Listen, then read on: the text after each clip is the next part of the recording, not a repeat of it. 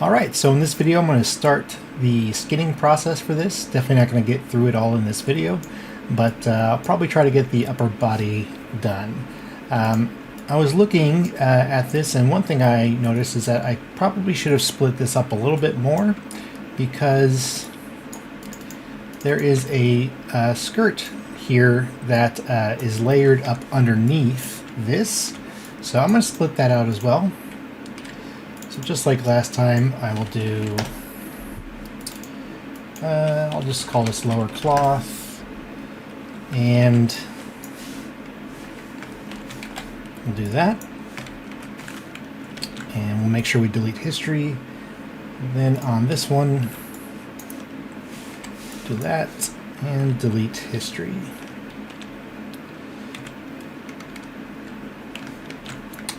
Okay. There we go. The other thing that we're going to do, no, actually, I think we're good. So I think we're good to get started on this. You're going to want to download ngSkinTools. I'll put a link in the description. I'll also put a link in the how to install. They have a evaluation non-commercial use license, which is what I've got installed here. I don't know when exactly some of these features went in, but you want to probably at least make sure you're on 2.1.3, which is what I'm using here, which has some of the features that are really useful to have. So to get started, what I'm going to do is I'm going to just hide all the meshes except for body, and I'm going to add the joints to this that this piece will need. So that's going to be the pelvis, the spine, 1, 2, 3, the clavicle. We don't need the shoulder pads, and then the neck and the head. In the rigging panel here, we're going to go to, I just realized I'm not showing everything. There we go. So over here in the rigging panel, we're going to go to skin, bind skin, and go to the options so that we can choose selected joints. And I'm going to set max influences to 8. Normally when you work in games, you're going to either be working with 4 influences or 8. 4 would be for lower end, or maybe a more performant min-spec, and then max of 8 will be for most kind of current gen type games. So I'm going to use 8. And now we can get started. So now that the influences have been added, we're going to do initialize skinning layers in ngSkinTools. And the very first thing I'm going to do is get rid of any of the default weights that were here. So to do that, I'm just going to select the pelvis, make sure my brush mode is in replace, and my intensity is set to 1, and do flood. This is going to put everything on the pelvis joint. I'm also going to set my shading to X-ray joint so I can see the joints through the mesh. Not sure why the mesh has this very thick green lines, but that's all right. And then to get started, I'm going to just start skinning the spine. So to do this, what I will do is go to a front view and turn off the joint selection up here so that I can select all the vertices around spine 1, right around there. So I'm selecting spine 1 and everything up in the hierarchy. And the reason I do this is so that I know that I'm not going to have any errant weights anywhere else. If everything up here is spine 1, you know, if I had just selected the joints that I thought, or the vertices that I thought would be spine 1, and only skinned those, and then the same thing for spine 2 and spine 3, there still might be some pelvis joints up here. So I'm basically going to skin it like this. And this ends up being actually very fast to do. I think obviously this video will go a little bit slower since I'm talking, but I will probably have this particular model scanned within 3 hours. So there's that. Let's go ahead and do spine 2. And as you can see, it's right around there. It's okay if we don't select the exact same thing on each side, because we're going to do mirroring. And spine 3 is about there.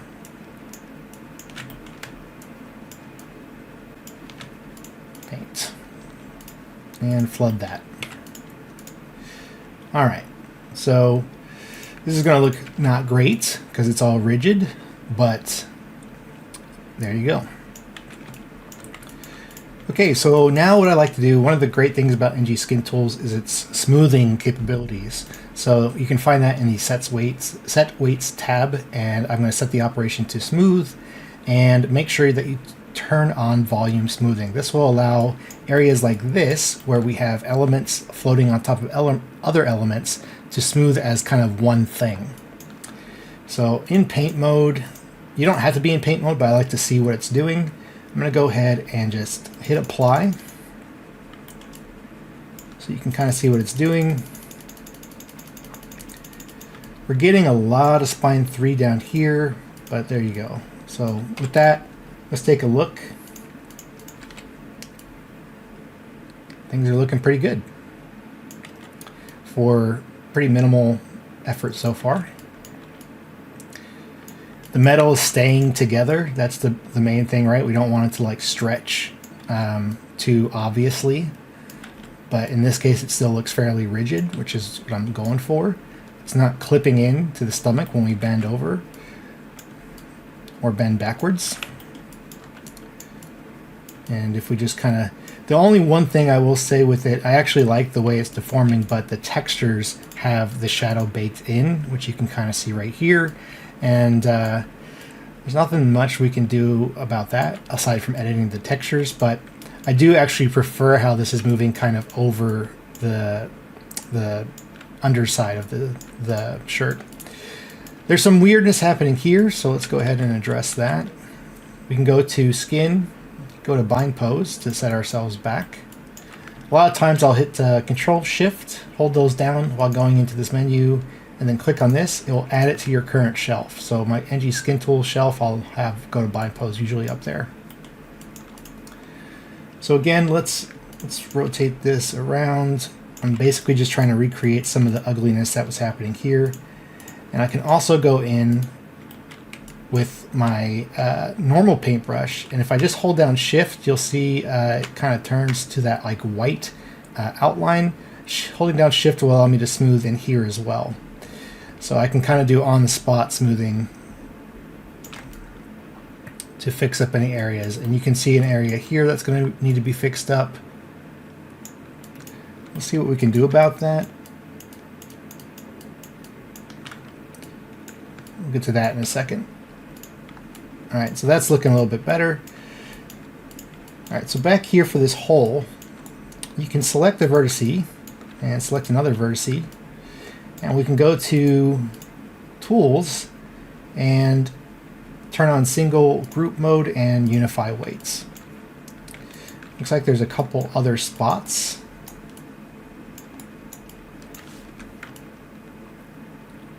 It's kind of hard to see.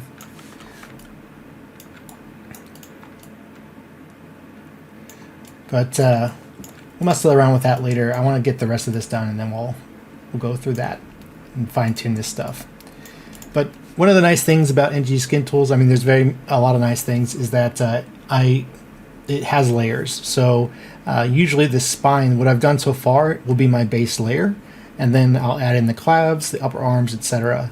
And that gives a nice layered workflow so that the things that you smooth in each layer are only going to distribute the weights to the things that are in the layer, which is very helpful. If you've ever used default ngSkinTools, smooth can be a little bit of a risky operation because it kind of just throws weights wherever, and you have to lock down influences, and it's kind of a lot of work. So this is a much faster way to go. I'm going to just take a look at the spine 1 real quick. So one thing, there's a lot of collapse happening down here. If I were to show the lower legs, not that, my bad, upper legs, if I were to show that and then bend the spine, I'm probably losing some volume. You can kind of see where the hip should be and then where the shirt is going into. So let's fix that real quick. Most likely this is going to need to be done on the pelvis, and whenever I'm doing kind of fine-tuning stuff, I'll go to Add, and And you can see the default intensity is 0.1. I'll either start there, or maybe I'll even go to like 0.05. If you hit 4 while you're in ngSkinTools, it will keep the current mesh solid shaded and everything else go in a wireframe. Very useful for this kind of stuff where you're trying to fix volumes on things. All right.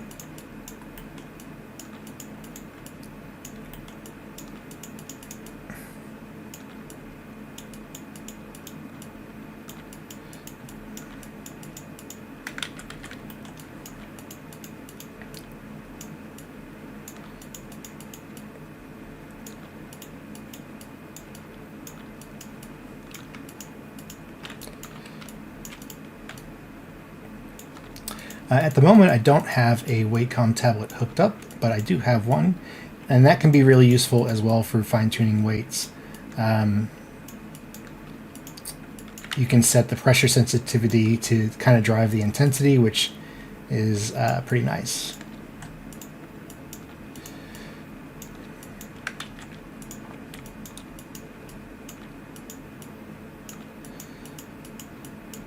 There's going to be a little bit of collapse happening,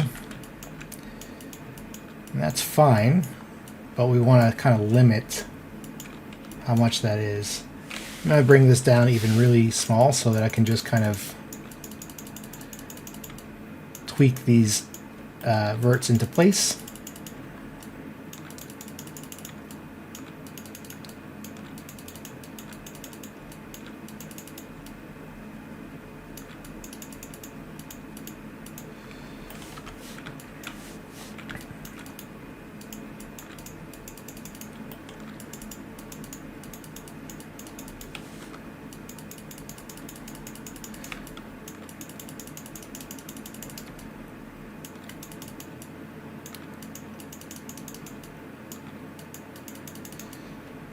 All right, let's take a look. And obviously this is going to have to deform, the lower legs will have to deform a little bit, so, but that's a much better shape. Let's go ahead and hide that.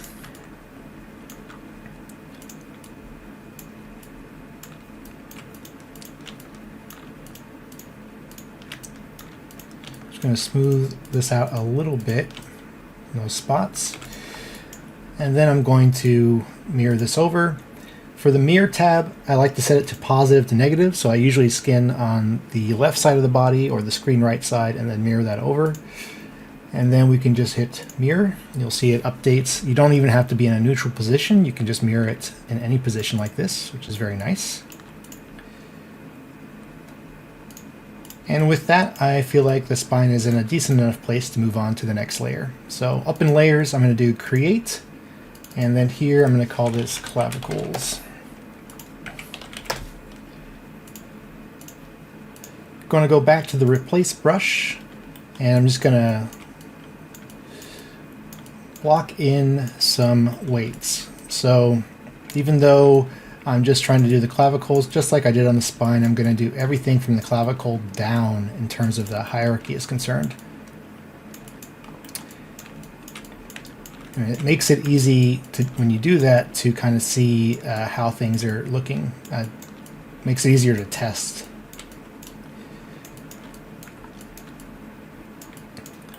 You can see that there's something in there there we go.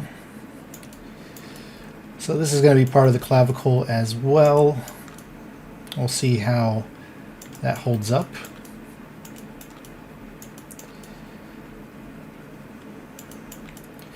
And if you think about your shoulder blade, kind of goes back here, covers quite a bit of space.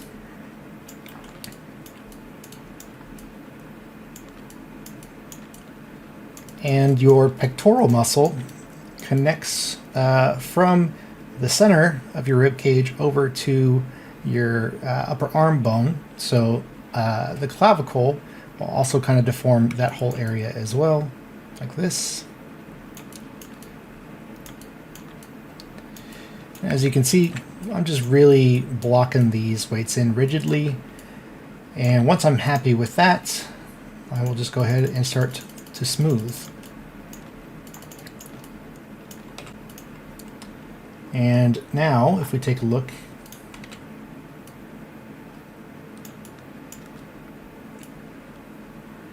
let's turn off joints for a moment.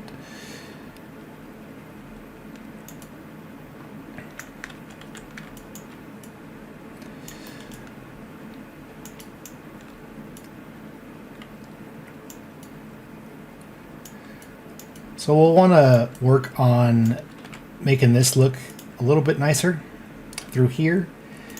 And again, what I'd probably start with first is just coming in and spot smoothing this to try to get it to maintain that like width, a consistent width across. You can see here we've got a little bit of clipping happening.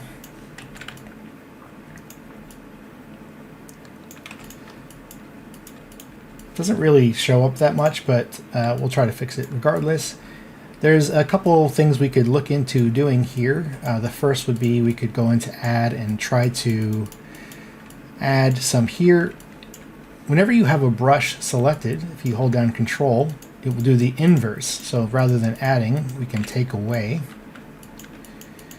Kind of go back and forth between those two types of modes until we can kind of fix that particular clipping issue.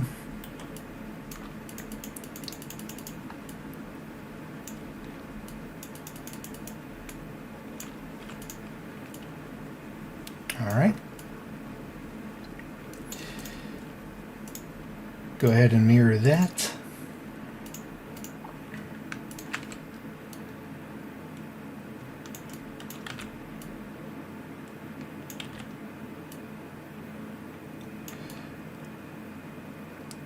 Cool. So now let's go ahead and do the upper arm.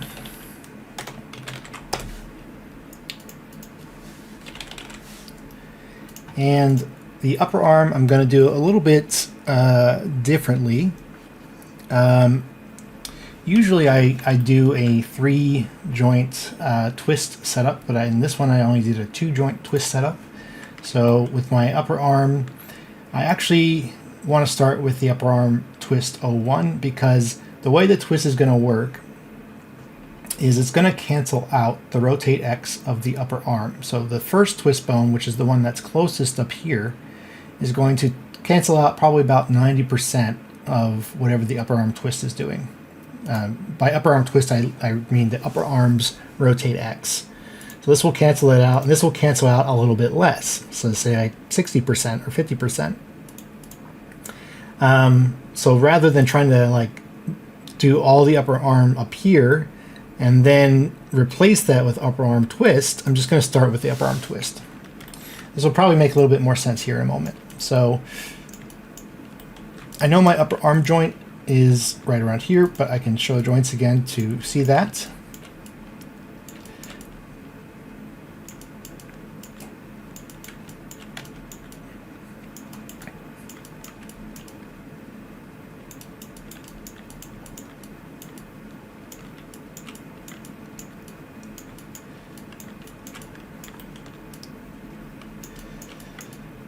All right.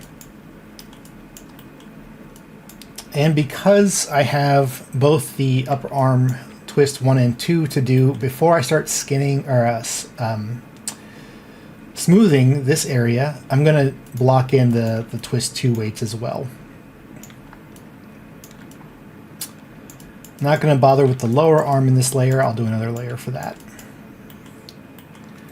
Okay, so with both of those blocked in, let's go ahead and start smoothing.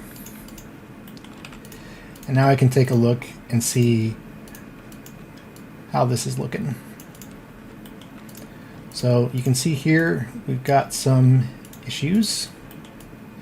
The cuff and this thing do not have the same weights. We can address this by selecting that, selecting the edge loop there on that part, and also edge loop there, and we'll go to unify weights.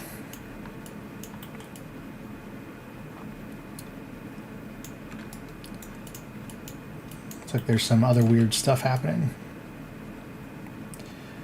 But in terms of the silhouette up here, this is looking pretty good.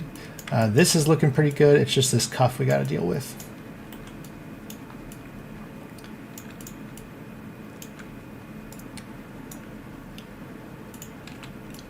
So let's take a look at this again and see what might be happening here.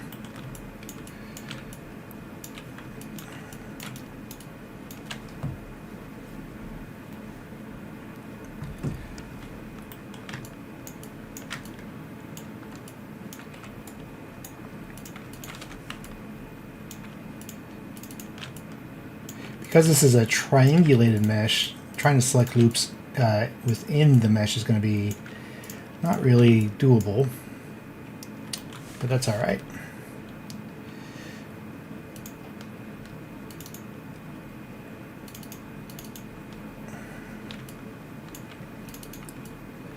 So let's select all of that, and then we'll go through and select this edge loop here. Again, I'm just trying to unify these weights to fix this clipping easily.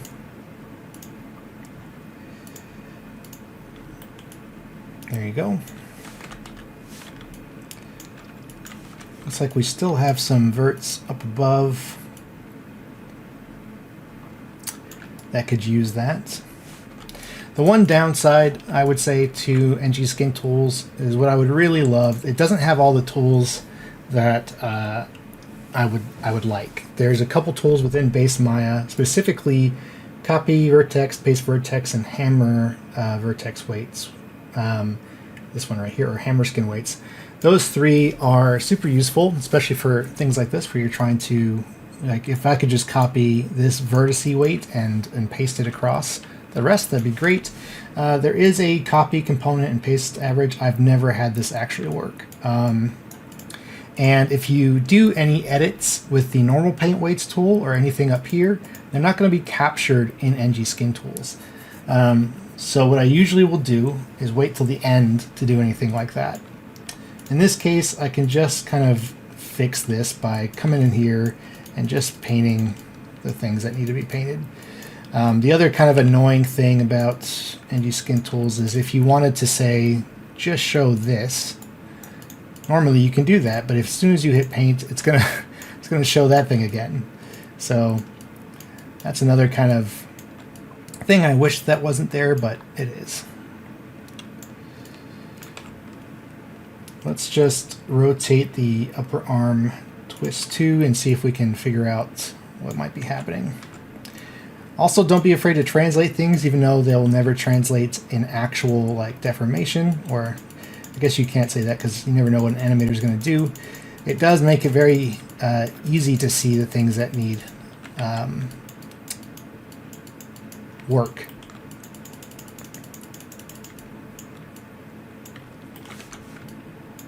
So here we can see there is a vert. Let's go to 1 here. It gets tricky to select paint stuff that's kind of in a weird spot. All right. So the upper arm, if you were to rotate it back, let's say -90, and then you take the upper arm twist and say we rotate it 90 or maybe 80, and then the upper arm twist 2, let's do like 40.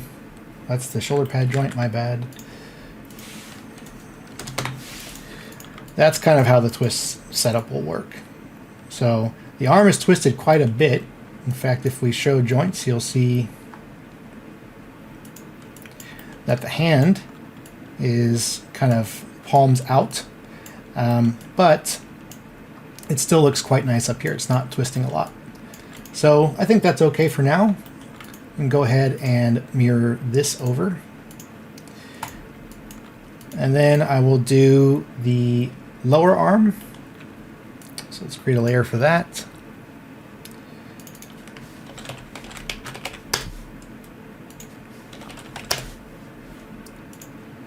And again, I'm going to, unlike last time where I did the twist first, I'm actually going to start with the lower arm, because the lower extremities, like the lower arm and the lower leg, they twist differently. They don't counter the twist of the parent. They actually get a percentage of the twist of the child.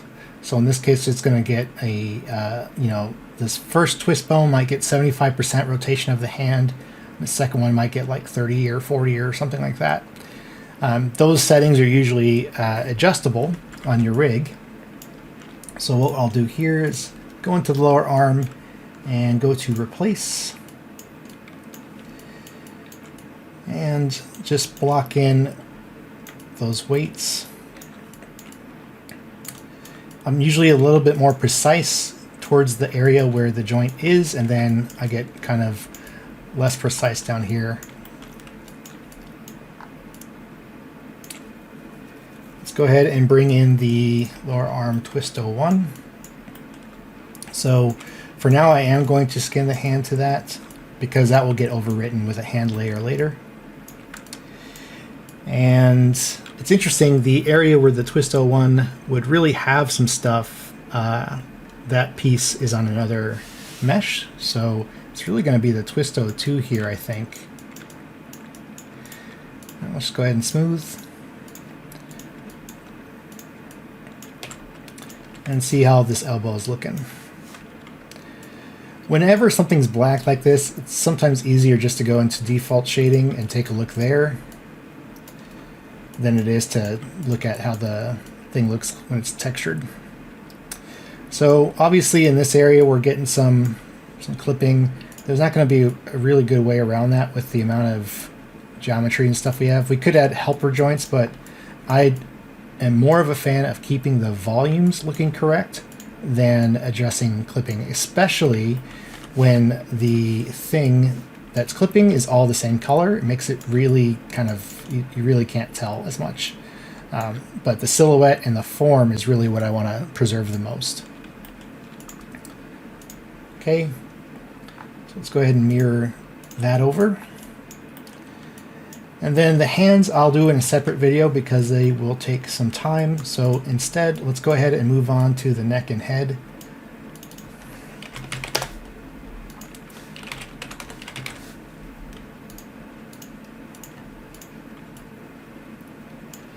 All right, so the neck, let's go about here.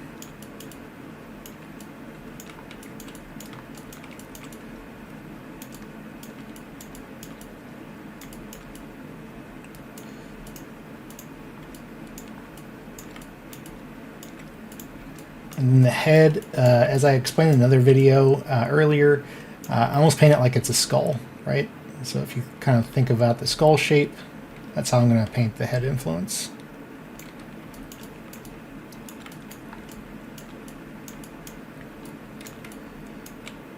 Let's make sure that we grab the ear in that, but not too much, and then just the jaw part, and mirror.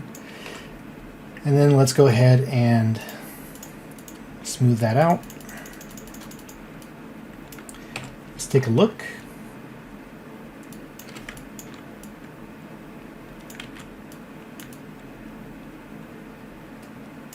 It's hard to see with these little wings showing off here.